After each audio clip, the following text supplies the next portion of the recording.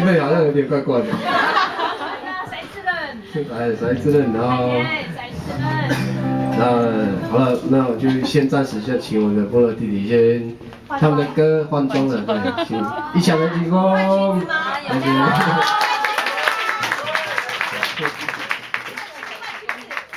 换裙，换裙。他们真的不是我真的，今天我才刚刚认识他们的，我真的不知道怎么可以跟他们聊这个。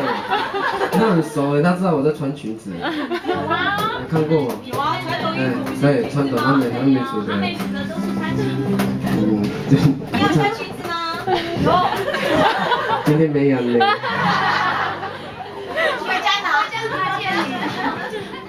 好，好了，我们最嗨就这样而已了啦，可是也不能太超过了。我会，我们走气质路线。我已经很热了呢，我想要穿西装外套了。好，真的。诗人忍耐一下，诗人，这个妹妹，忍耐一下，哥哥要装气质，我们至少把这场 hold 住嘛。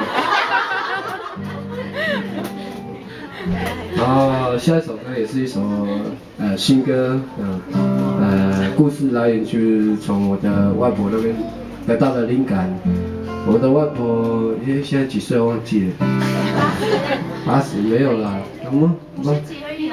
她很习惯以前的生活，即便现在科技啊，生活的那个器具都已经很方便。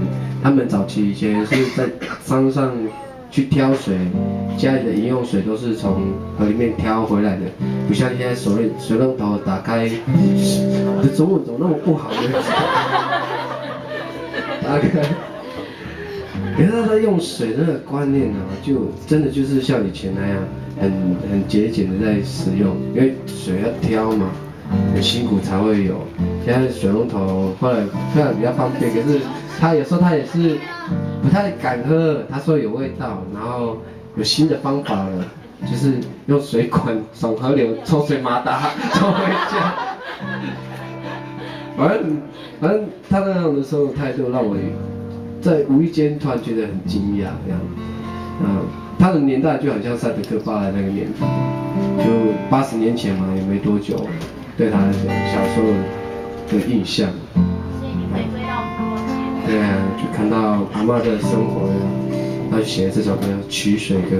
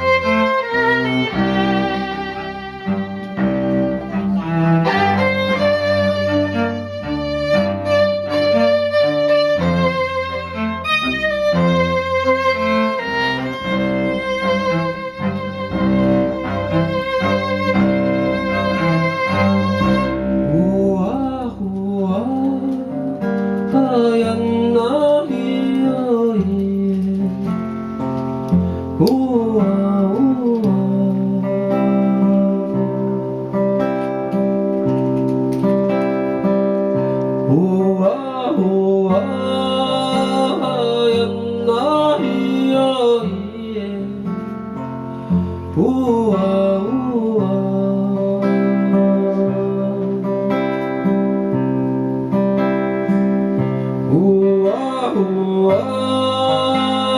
呀那咿哟咿耶，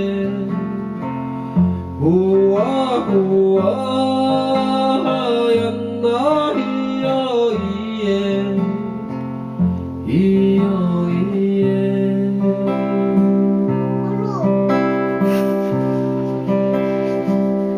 呼啊呼啊，呀那咿哟咿耶，呼啊呼啊。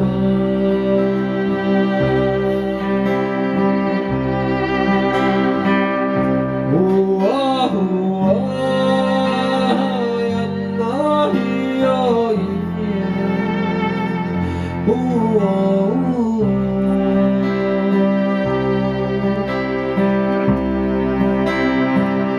呼啊呼啊，呀那咿哟咿耶，呼啊呼啊，呀那咿哟咿耶，咿哟咿耶，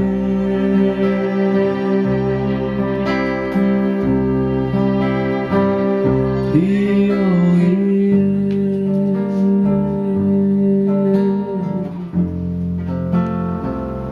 咿哟